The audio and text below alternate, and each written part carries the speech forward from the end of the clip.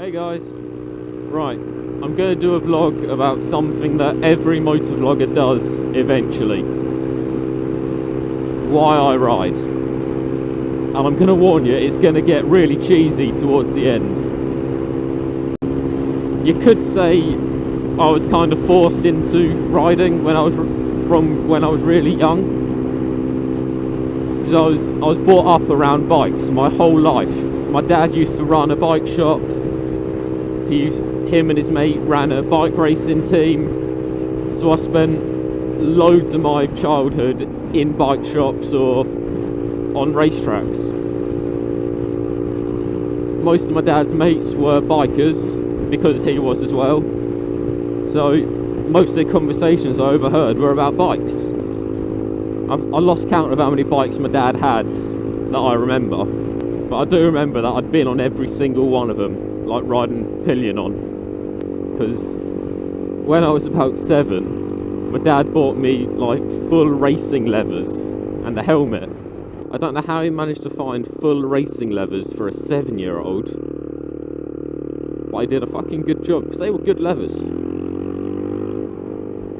But yeah, for my whole life, bikes had played a very large role in. So I always wanted a bike, but the main reason I got the first bike is because when I was literally as soon as I hit 16, I got a moped because I needed to get to and from school,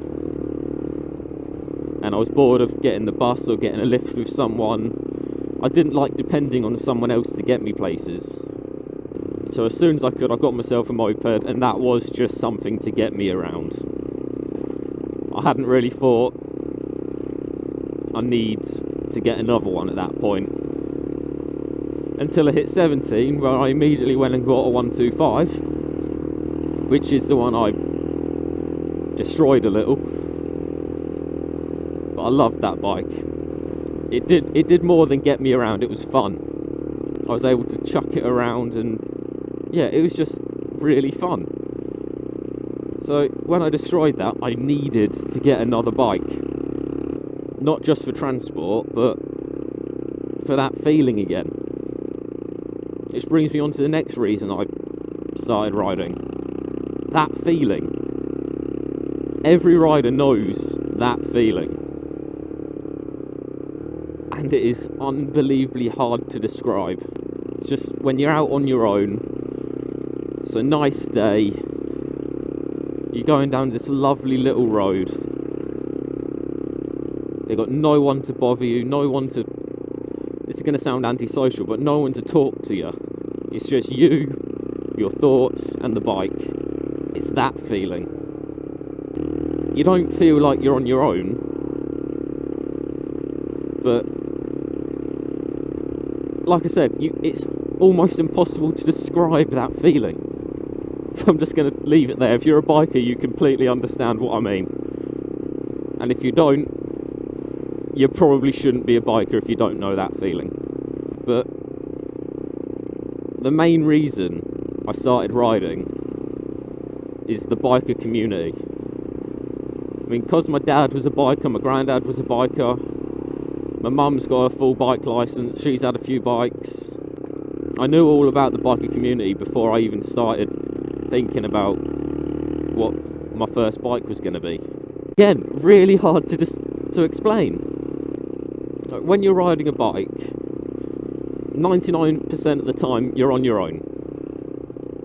But when you're on a bike, you're never on your own. And that does make perfect sense, by the way, in case you're thinking that I'm just going mad. It's like, because you're on a bike, you can't have a load of mates in the same vehicle or on the same vehicle with you, but you can have a stupid amount of... You were meant to wait there. I kind of had right away. But it's not just your mates that are with you. It's every other person that is on a bike. They don't just become other people on bikes, but they don't become your friends. They become family. If someone on a bike has crashed, You will never see another biker ride past. You'll see loads of car drivers do it when a car crashes. But if a bike's down, 100% of the time, if there is another bike anywhere near you and they see you, they will stop, they will help, they'll do what they can. And that's why you're never on your own on a bike. If something goes wrong, someone will help you. But it's not just you've got someone to help when you're down. It's more than that as well. It's like I've already touched on this whole subject when I was talking about when I was doing my respect rant. I'm going to try and go into more detail on it. Because like I said in that video, two bikers, complete strangers, can pull up next to each other, get off the bikes, and have a conversation like they've been mates for years. If you're on a bike, you've always got someone to talk to. If you know them or not, they are always, I say always, 99% of the time, they are willing to just have a friendly chat. I have to say, that is the main reason I started riding. Yes, I was kind of pushed into it, but I'm glad I was. The biker community it's a minority. There's something like 2% of vehicles on the road are bikes. So we all look out for each other. And I love that. I've never met a biker that I didn't like. And because of riding, I met Jay Fezzer. This is before either of us started motovlogging. We always used to see each other going to and from school every day. Well, I had my 125 and he had his 50. So we started chatting and we've ended up being really good mates from it. And if I didn't ride, that would never I'd never have known it. I've just worked out a good way to describe that feeling. In a car, you're sat in a box, surrounded by safety precautions, and you are controlling the car. On a bike, you're surrounded by, at this exact moment, I'm surrounded by fields, hedges, open space. It's freedom. It's complete freedom. A feeling of total freedom. And you just can't get that in a car. Because like I said, in a car, you are controlling the car. You're just something that's been put inside the car to make it do what you want to do. On a bike, it's not like that. It's nowhere near like that. It's not just you're something that's sitting on the bike controlling it. It's completely different. Yes, you are kind of controlling the bike.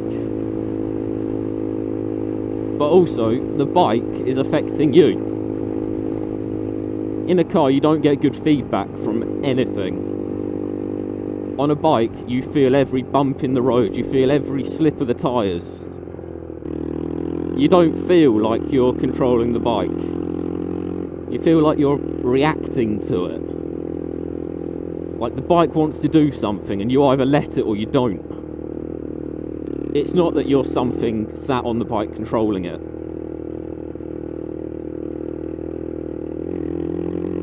It's you and the bike are like one machine. Whatever you do directly affects the bike, but whatever the bike does directly affects you. You just feel completely connected. Like whatever happens to you or the bike is going to affect the other. So like in a car, you've got a steering wheel. You turn the steering wheel the way you want the car to turn. On a bike, yes, you've got handlebars. Yes, you turn them. but very rarely. Like, you don't turn the handlebars to turn, you lean. If you lean left, the bike goes left. If you lean right, the bike goes right.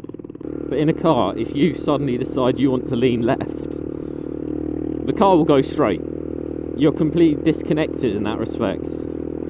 If whatever way you lean, unless you're turning the handlebars, you're not going to have any effect on the car. But every little movement you make on a bike affects the direction you're going or the way it will handle.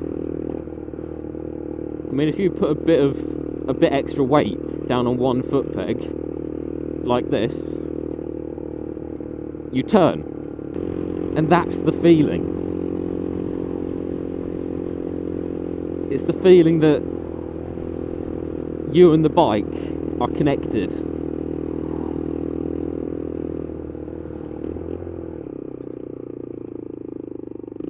Are you going to fucking indicate?